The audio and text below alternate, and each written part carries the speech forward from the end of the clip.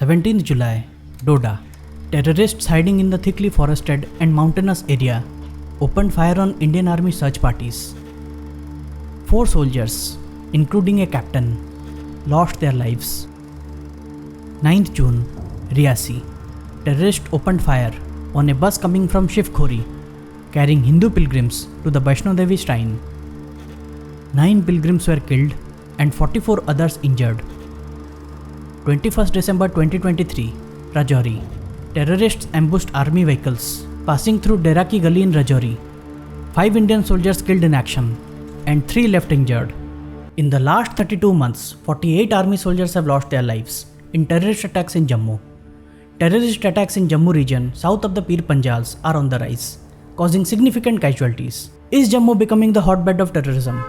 Is it a strategic shift by Pakistan, moving its focus from Kashmir to Jammu?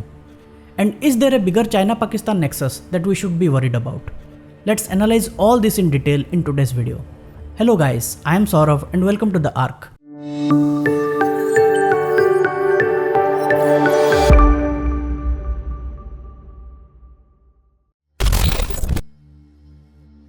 Before shifting our focus to the rise in terror activities in Jammu, let's first understand the geography and demography of Jammu and Kashmir.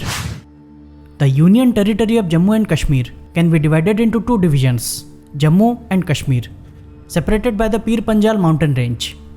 The Kashmir region can be further divided into North Kashmir, consisting of Kupwara, Baramulla and Bandipora districts. Then the Kashmir Valley consists of Srinagar, Gandarwal and Budgam districts. Then in South Kashmir lies Pulwama, Shopian, Kulgam and Anantnag districts. The Jammu division, which is mostly hilly and mountainous, shares the border with Pakistan on the west, where a part of it is international border and the rest is line of control or LOC, separating Jammu from Pakistan-occupied Kashmir. The Jammu division consists of Poonch and Rajouri districts on the north along the LOC with Pakistan, Riyasi, Ramban, Doda, Kishtwar at the center, and Jammu, Udhampur, Samba, Kathua in the south.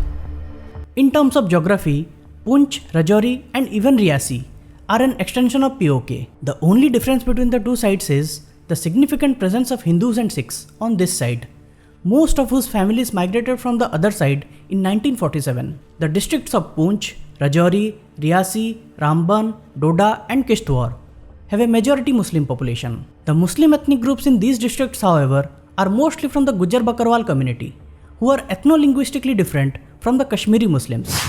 As you can see, there is a significant difference in elevation between Jammu and Kashmir.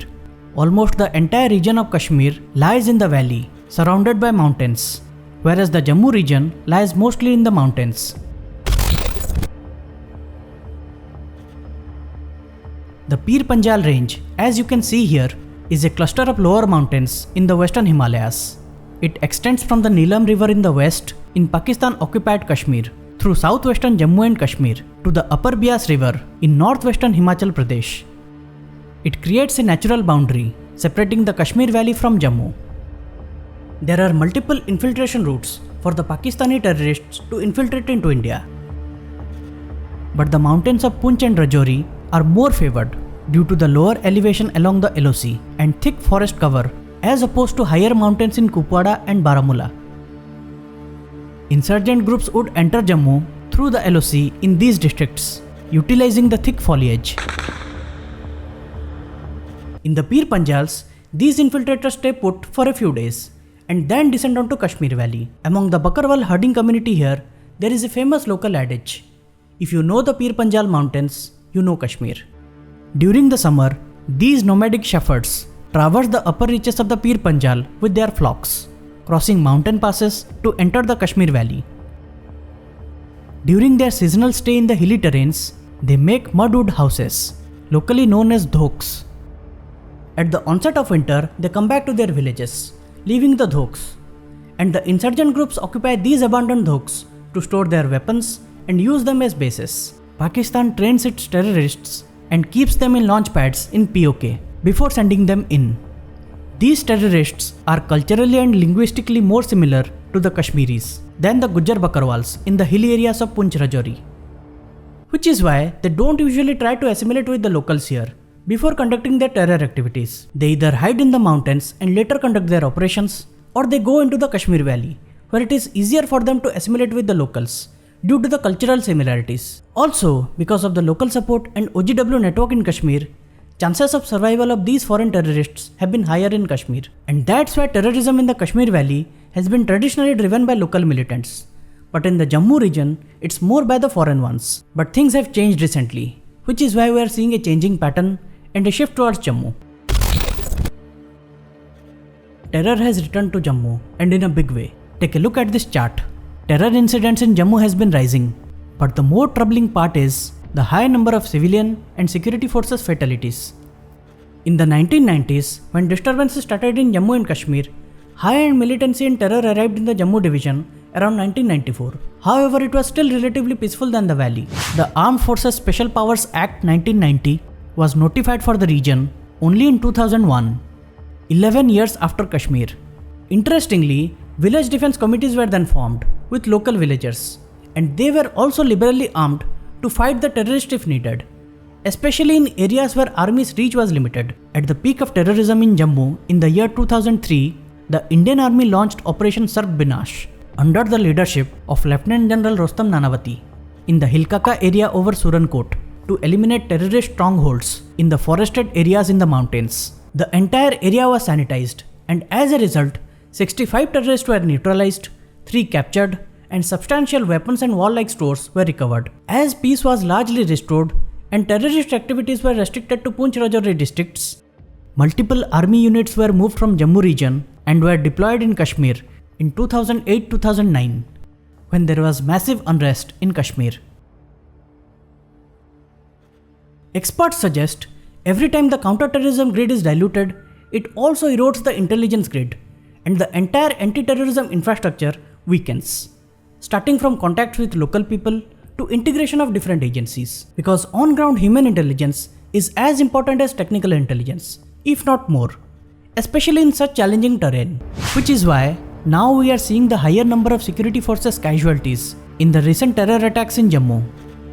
Secondly, nowadays, these terrorists use satellite phones or other Chinese communication devices, which has made their interception a big challenge. They are also using tunnels and drones as part of their new tactic to evade security measures. There are multiple reasons behind Pakistan shifting its focus from Kashmir Valley to Jammu. After abrogation of Article 370 in August 2019, military presence in Kashmir was significantly increased. The CI city grid in Kashmir is also much more robust, making it difficult to cross the LOC along Baramulla and Kupwara. Also, after the army's Operation All Out in 2017, number of terrorists in the valley dropped significantly, and their organizational structures, including the financing and local support, was disrupted. Tourist footfalls in Jammu and Kashmir have also been on the rise since 2020. A record 2.11 crore tourists visited Jammu and Kashmir in 2023. As people in the valley started to reap the economic benefits post-abrogation of Article 370 and the Union government's focus on development of Kashmir, local support for terrorists also started to wane.